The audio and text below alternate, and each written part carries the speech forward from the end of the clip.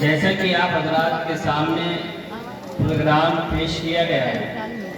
اور آپ نے اس پروگرام سے اس ادارے کی اور اس ادارے کے منتظمین کی، اساتذہ کی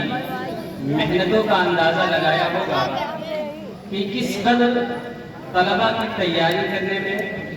ان کو اس لائق بنانے میں کہ وہ اسٹیج پر آ کر اپنے مادی ضمیر کو ادا کر سکیں اور حالات حاضرہ پر کچھ پیش کر سکیں، اس لائق بنانے میں کتنی محنت کرنی پڑی ہوگی، اس کا اندازہ وہی شخص کر سکتا ہے جو اس راہ سے گزرا ہو، جیسا کہ علماء کی جماعت اس کو بخوبی جانتی ہے۔ میں آپ حضرات کے سامنے چند باتیں نہ عرض کر کے ایک بات عرض کرتا چلوں کہ جب ہم طالب علمی کے دور سے گزرتے ہیں اور اس کے بعد جب ہم استاد، ناظم، منتظم، محتمم وغیرہ بنتے ہیں تو ہمارے اوپر چند ادوار آتے ہیں۔ طالب علمی کا زمانہ الگ ہوتا ہے، اس کے بعد کا زمانہ الگ ہوتا ہے۔ ان دونوں زمانوں میں بالکل اتنا فرق ہے کہ آپ اس کا تصور طالب علمی کے زمانے میں بیٹھ کے نہیں کر سکتے، اور جب آپ منتظم بن جائیں تو آپ طالب علمی کا کما حقوق تصور نہیں کر سکتے۔ دونوں کی تربیتیں الگ ہیں، دونوں کا انداز الگ ہے۔ اس لیے ایک حالت سے دوسری حالت کی طرف جب آپ جائیں گے تو آپ کے اوپر حالات کی بارش ہوگی، آپ حالات سے کس طرح لڑیں گے اور حالات کو کس طرح سازگار بنائیں گے، اس کے بارے میں قرآن کریم کی ایک آیت پیش کرتا ہوں۔ آیت کا ٹکڑا ہے، اللہ کے نبی صلی اللہ علیہ وسلم کو ارشاد ہوتا ہے فَاسْتَقِمْ كَمَا أُمِرْتَ،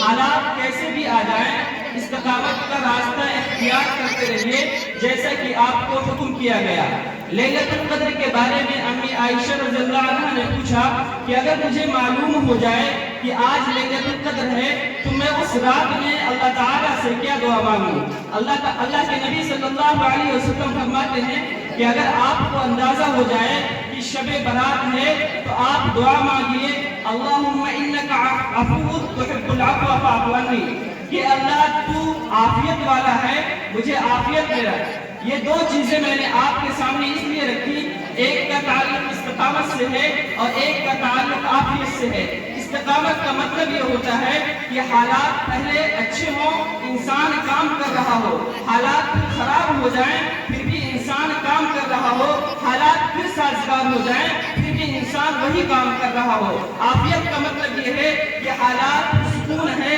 حالات امن ہے، انسان کام کر رہا ہو، حالات میں کوئی خرابی نہ ہو، وہ عافیت کی حالت کہلاتی ہے۔ ایک استقامت کی حالت ہے، ایک عافیت کا مسئلہ ہے۔ ان دونوں میں بالکل الگ الگ شخصیات کا انتخاب ہوتا ہے۔ ہر شخص عافیت میں رہ سکتا ہے لیکن ہر شخص استقامت کا مقابلہ نہیں کر سکتا، اس لیے کہ اللہ کے نبی صلی اللہ علیہ وسلم کو اللہ تعالیٰ نے براہ راست کہا کہ آپ کو استقامت کا راستہ اختیار کرنا ہے، آپ کو عافیت کا راستہ نہیں اختیار کرنا۔ لیکن جب امی عائشہ نے پوچھا کہ مجھے کیا دعا مانگنی ہے، اللہ کے نبی صلی اللہ علیہ وسلم نے اپنے اوپر جو ذمہ داری کی استقامت دی وہ نہیں دی، بلکہ کہا کہ تم عافیت کا راستہ اور عافیت کی دعا مانگنا۔ اس میں وجہ کیا ہے؟ وجہ یہ ہے کہ استقامت ہر کوئی نہیں برداشت کر سکتا، استقامت کے راستے پہ ہر کوئی نہیں چل سکتا، لیکن عافیت میں ہر کوئی کام کر سکتا ہے۔ عافیت کی حالت میں پرامن ماحول میں ہر کوئی دین کا کام کر سکتا ہے۔ اس میں بہت ساری آپ کے سامنے مثالیں دے سکتا ہوں، لیکن میں ایک مثال دے کے اپنی بات کو ختم کرنے کی کوشش کروں گا۔ استقامت اللہ کے نبی صلی اللہ علیہ وسلم سے مطلوب تھی، صحابہ نے اسی پہ عمل کیا۔ اس کو میں تھوڑا سا کھولتا ہوں کہ استقامت مطلوب کس طرح تھی۔ جب اللہ کے نبی صلی اللہ علیہ وسلم کو نبوت دی گئی اور کہا گیا وَأَنذِرْ عَشِيرَتَكَ الْأَقْرَبِينَ کہ اپنے قریبی لوگوں کو دین کی دعوت دو۔ سب سے مشکل کام ہے کہ اگر اپنا کوئی بگڑا ہو تو اس کو سیدھے راستے پہ لانا۔ اگر آپ عالم ہیں آپ اس سے بخوبی واقف ہوں گے، شادی کے وقت جب ایک عالم علم سے فارغ ہو کے آتا ہے اور کہتا ہے کہ مجھے نکاح کرنی ہے، گھر والے ابھی وقت ہے تھوڑا رک جاؤ، اور اگر کسی عالم کا باپ شرابی ہو، وہ عالم کہے کہ والد تمہیں شراب نہیں پینی، تو وہ باپ کہتا ہے کہ مجھے بیٹا ہو کے مجھے سمجھائے گا، تجھے جو کرنا اپنا کام کرتا رہے۔ کہنے کا مطلب یہ لیے کہ خاندان والوں کو سمجھانا سب سے مشکل کام ہے، لیکن جب ارشاد ہوا وَأَنزِلْ عَشِيرَتَكَ الْأَقْرَبِينَ، اللہ کے نبی صلی اللہ علیہ وسلم نے تمام قریش کو جمع کیا اور کہا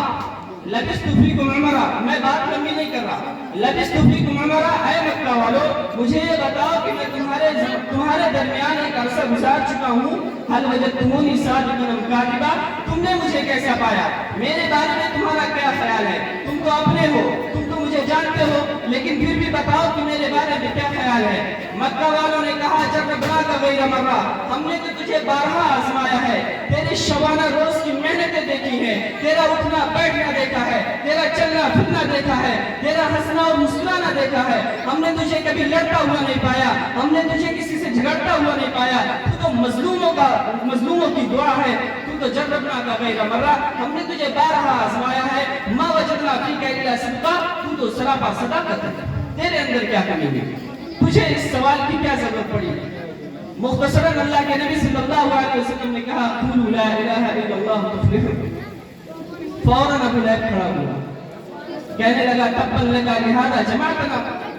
ہم تو تجھے اچھا سمجھ رہے تھے، تو نے آ کے یہ کیا کر دیا،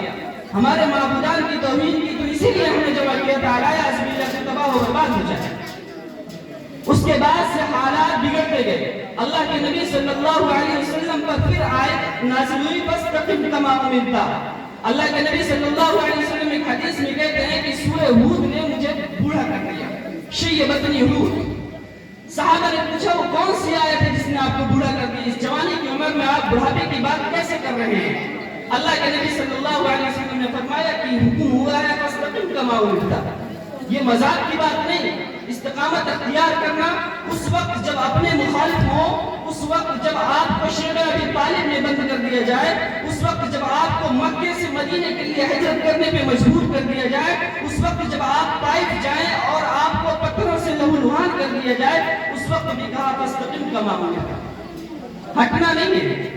اور یہ استقامت کی تاریخ بہت لمبی ہے، اتنی لمبی ہے کہ میں بات کروں تو آپ کو راتیں گزر جائے گی، لیکن میں مختصراً آپ کو نیچے لے کے آتا ہوں۔ جب ہم استقامت کے وارثین کو دیکھتے ہیں، استقامت کی شخصیات کو دیکھتے ہیں، تو ایک سب سے بڑا طبقہ میں کہہ سکتا ہوں صحابہ کے بعد کہ علماء دیوبند کا ایک طبقہ کھڑا ہوا انگریزی حکومت کے خلاف اور استقامت کی ایک مثال پیش کر دی انہوں نے۔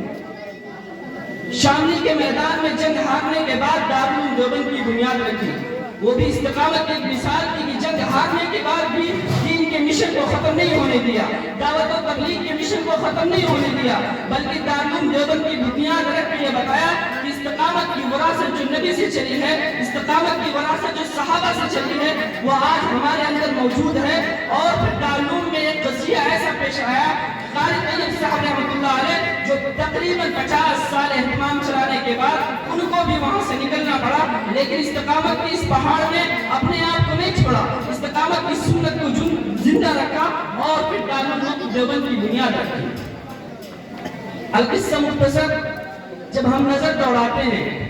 کہ استقامت اور عافیت، میں نے پہلے کہا کہ استقامت عام لوگوں کے بس کی بات نہیں ہے، استقامت ہمہ شمہ کے بس کی بات نہیں ہے۔ آج میں اسٹیج پہ جب نظر دوڑاتا ہوں تو مجھے ایک ہی شخصیت نظر آتی ہے جو استقامت کی پہاڑ کہی جا سکتی ہے، اور وہ ہے آپ کے فخر الاماثل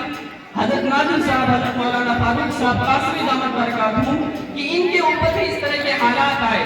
میں چونکہ یہاں 3 دن سے ہوں، میں نے تھوڑا سا یہاں کا محاسبہ کیا اور پتہ کیا کہ کس طرح سے اس ادارے کا وجود ہوا ہے اور کن لوگوں کی اس میں محنت ہے، تو پتہ یہ چلا کہ استقامت کی اس پہاڑ نے اس سے پہلے اپنے خون جگر سے ایک ادارے کو سینچا تھا اور اس کو شباب پہ لا کے کھڑا کر دیا تھا۔ جب وہ پھل دینا شروع ہوا تو ان کے خلاف سازشیں ہوئی اور ان کو وہاں سے جانا پڑا۔ اس کے بعد پھر استقامت کی اس پہاڑ نے ایک ایسی بنیاد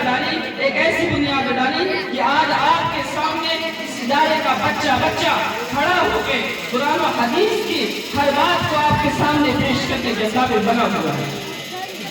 میں بہت مبارکباد پیش کروں گا اپنے عزیز دوست حضرت مولانا آزاد صاحب کا اور محترم مولانا ارشد صاحب کا اور برادر مکرم حضرت مولانا مفتی معمول صاحب کا کہ آپ حضرات کو اللہ تعالیٰ نے ایک ایسے والد سے،